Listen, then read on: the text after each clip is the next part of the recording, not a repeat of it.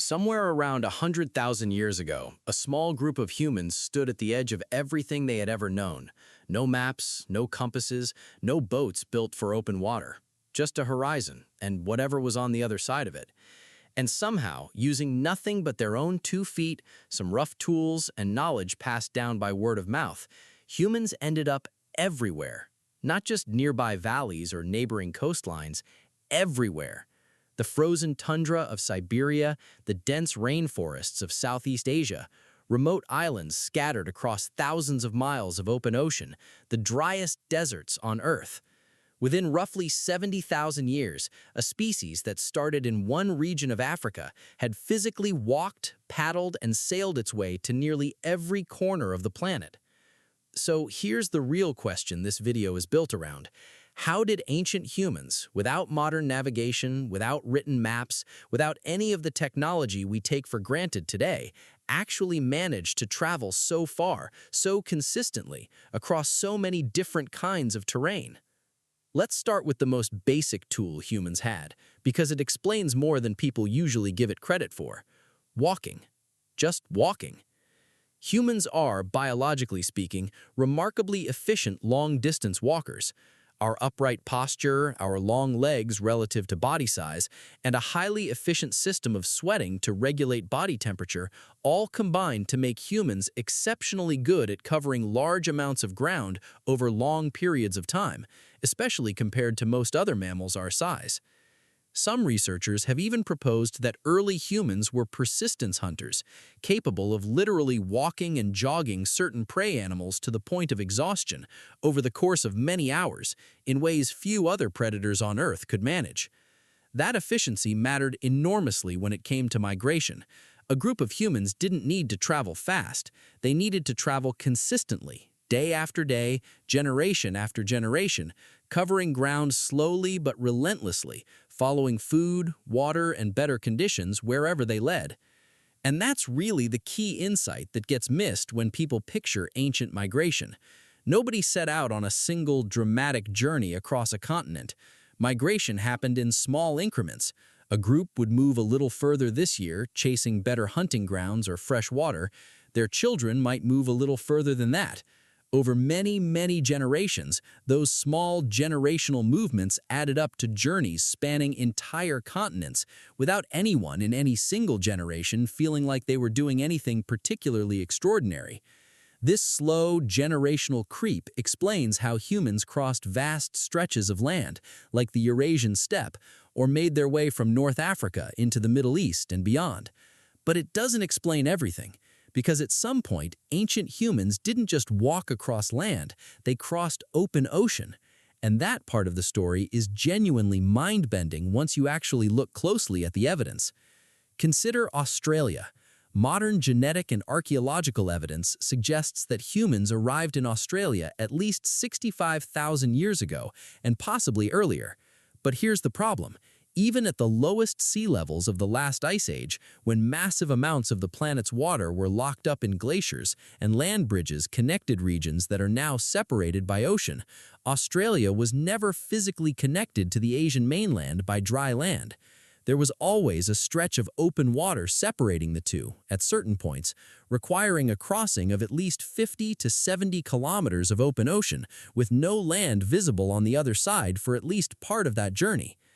Think about what that actually required. 65,000 years ago, with no metal tools, no woven sails, no navigational instruments of any kind, humans built some kind of seaworthy vessel, organized a group large enough to establish a viable population on the other side, and deliberately paddled or sailed across open water toward land they could not see for at least part of the crossing. That's not an accident. That's not a group of people who got swept out to sea and got lucky. That is intentional, organized, high-risk maritime exploration conducted by a species we don't typically associate with that level of seafaring capability tens of thousands of years before anything we'd usually call civilization existed. This single fact quietly demolishes a lot of outdated assumptions about how capable early humans actually were. This wasn't a fluke. Archaeological evidence across the islands of Southeast Asia and the Pacific shows a consistent, repeated pattern of humans making deliberate ocean crossings, island by island, over tens of thousands of years, with boats or rafts that left no direct physical evidence behind, because wood, unlike stone, simply doesn't survive that long buried in tropical soil or ocean sediment. So, if we can't find the boats themselves, how do we actually know humans were making these intentional crossings rather than just drifting accidentally on debris and getting lucky? And once you accept that ancient humans really were capable of organized, purposeful seafaring this early, what does that tell us about how they figured out where to go in the first place, with no maps and no way to see their destination? Let's answer that first question, because the evidence for intentional versus accidental crossings turns out to be surprisingly solid. If humans in Southeast Asia had simply been drifting accidentally on floating debris, you'd expect a random, scattered, occasional pattern of human presence on different islands, with a lot of islands showing no evidence of habitation at all, purely by chance. But that's not what the archaeological record shows. Instead, researchers find consistent, repeated evidence of human settlement across island chains, occurring at reasonably predictable intervals, with populations large enough and stable enough to survive and grow over generations. A single person or two washing up accidentally on a beach after being swept out to sea doesn't establish a viable population. Genetically, you need a reasonably sized founding group to avoid the kind of inbreeding collapse that would doom an accidental, isolated arrival within a few generations. The fact that we see thriving, genetically diverse human populations established across island chains, like Wallacea, the string of islands between mainland Southeast Asia and Australia, strongly suggests multiple deliberate crossings, likely carrying multiple people, tools, and probably food across those stretches of open water. That's not what an accident looks like. That's what planning looks like. There's also a detail that often gets overlooked.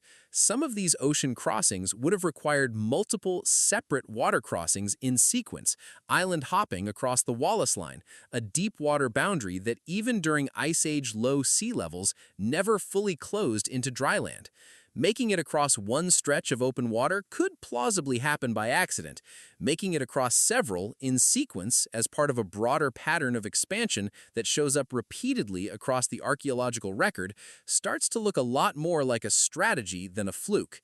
So, how did they actually navigate with no instruments, no written maps, and often no visible destination?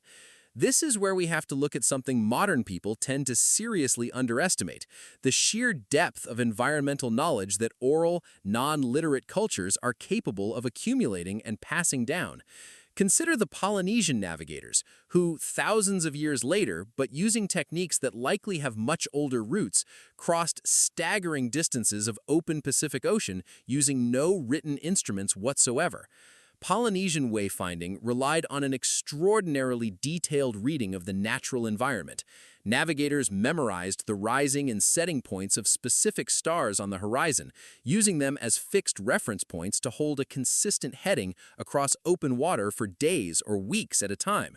They read subtle patterns in ocean swells, distinguishing between swells generated by distant, permanent weather systems and the different, more localized wave patterns that bounce and refract off islands that are still below the horizon and completely invisible to the eye. An experienced navigator could genuinely sense the presence of land well before it became visible, purely through changes in how the water moved beneath their vessel. They also read cloud formations, since islands often generate distinct, localized cloud patterns caused by evaporation and airflow disruption, visible from far greater distances than the island itself. Certain seabird species range predictably from land during the day and return each evening, meaning the direction and timing of specific bird flights could reliably indicate the direction of nearby, still invisible land. None of this knowledge was written down in the way we typically think of navigation charts or instruments. It was memorized, refined, tested, and passed down directly from experienced navigators to the next generation through direct apprenticeship, repetition, and first-hand experience over a span of many, many years.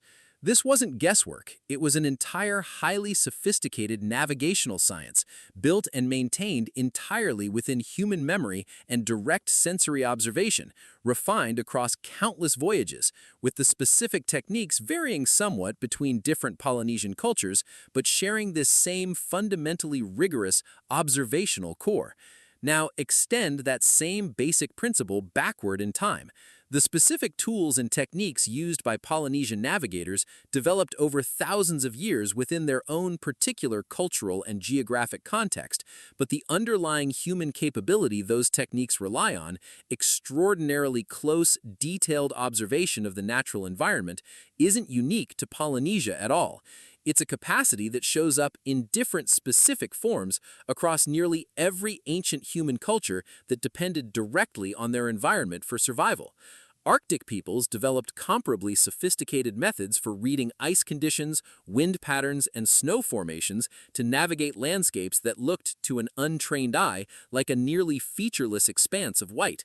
Desert-dwelling cultures developed detailed knowledge of star patterns, seasonal wind shifts, and subtle terrain features to navigate landscapes that could easily and fatally disorient anyone without that specific, hard-won knowledge. This raises the real underlying point buried beneath all of this. Ancient humans weren't migrating across the planet using primitive guesswork, blind luck, and desperate improvisation. They were using a genuinely sophisticated, deeply refined body of environmental knowledge, developed and tested and passed down across many generations that modern people, surrounded by GPS and satellite maps, simply don't have any direct equivalent for anymore. But knowledge alone doesn't move a group of people across a continent or an ocean. You also need the physical means to actually survive the journey itself. And this is where ancient human ingenuity gets genuinely impressive. Let's start with clothing and shelter, because migrating into radically different climates required radically different technology, and the evidence shows early humans adapting with real sophistication. Moving into colder regions like Siberia and eventually into the Arctic required more than just wrapping a loose animal hide around your shoulders. Archaeological evidence from sites across Siberia and northern Europe shows the use of eyed needles, specifically designed bone or ivory needles with a small hole for thread, dating back at least 40,000 years. That single tool completely changes what's possible. A needle allows for genuinely tailored, fitted clothing, sewn tightly enough to trap warm air effectively and keep out wind and moisture, rather than loose draped hides that leave gaps letting cold air in. This wasn't a minor convenience. Tailored, layered clothing was likely one of the essential technologies that allowed humans to survive, and eventually thrive, in environments cold enough to kill an inadequately dressed person within hours. Without that specific innovation, large stretches of the planet would have remained permanently off-limits to human settlement, regardless of how much walking endurance or navigational knowledge a group possessed. Food storage and preservation mattered just as much, especially for populations migrating into regions with harsh, unpredictable seasons. Evidence from multiple ancient sites shows humans developing techniques like drying meat, rendering and storing fat, and in colder climates, using natural freezing conditions to preserve food for months at a time. This mattered enormously for migration specifically, because a group that could reliably store food through a difficult season or carry preserved provisions across a genuinely dangerous stretch of terrain had dramatically more freedom to actually attempt that kind of journey in the first place. Watercraft deserve real attention here too, because the ocean crossings we talked about earlier didn't happen with primitive, flimsy rafts thrown together at the last minute. While we don't have many surviving physical examples, because wood and plant fiber rarely survive tens of thousands of years, indirect evidence, the successful, repeated colonization of remote islands, strongly implies boats capable of carrying multiple people, along with food, water, and tools, across genuinely dangerous open ocean conditions. Some researchers studying the requirements for the Australia crossing specifically have proposed the use of bamboo rafts, given bamboo's natural buoyancy and its ready availability throughout much of Southeast Asia, alongside more traditional dugout-style vessels in other regions of the world where suitable timber was available. Tool technology in general played a consistent supporting role throughout every stage of this expansion. Stone tools evolved over time to become smaller, more specialized, and more efficient to produce and carry over long distances. This mattered for migration specifically because a group constantly moving into new, unfamiliar territory couldn't always rely on finding the exact right type of stone for toolmaking at their next destination. Being able to carry compact, efficient, multi-purpose tools, and increasingly the specific technical knowledge of how to produce new ones from whatever local materials happen to be available, gave migrating groups a genuine practical edge in unfamiliar environments. Social structure mattered here too, in a way that's easy to overlook if you're only focused on the physical technology involved. Successful long-distance migration almost certainly depended on more than any single small family group traveling entirely alone and isolated. Evidence of long-distance trade networks and genetic evidence showing repeated, deliberate contact and intermarriage between different, sometimes distant human groups suggests that migrating populations maintained meaningful connections back to other groups, even across truly significant distances. That kind of maintained social network could provide critical support during difficult migrations, sharing crucial information about resources, dangerous terrain, or hostile conditions ahead well before a given group actually needed to have that information firsthand. So, how did ancient humans actually travel so far across such an enormous range of environments using nothing that we'd recognize today as modern technology? The honest answer is that they combined several genuinely powerful things, working together in tightly interlocking ways. A body built by evolution for remarkably efficient long-distance walking, a slow, patient, multi-generational approach to migration that didn't require any single dramatic leap, just consistent, incremental movement sustained over very long spans of time. A deep, sophisticated, and highly refined body of environmental knowledge used for genuine navigation across land, ice, desert, and open ocean alike, and a rapidly evolving suite of practical technology, tailored clothing, effective food preservation, and increasingly capable watercraft that removed one environmental barrier after another over tens of thousands of years of accumulated trial, adaptation, and hard-won experience. There's something genuinely remarkable in stepping back and looking at the full scope of it. Within roughly 70,000 years, using nothing but their own bodies, accumulated knowledge, and increasingly clever tools, humans went from a single region in Africa to functionally every habitable environment on the entire planet. No engines, no satellites, no written maps of any kind. Just walking, watching, remembering, adapting, and passing every hard-won piece of knowledge down to whoever came next. That, more than any single tool or technique, might be the real reason humans ended up absolutely everywhere,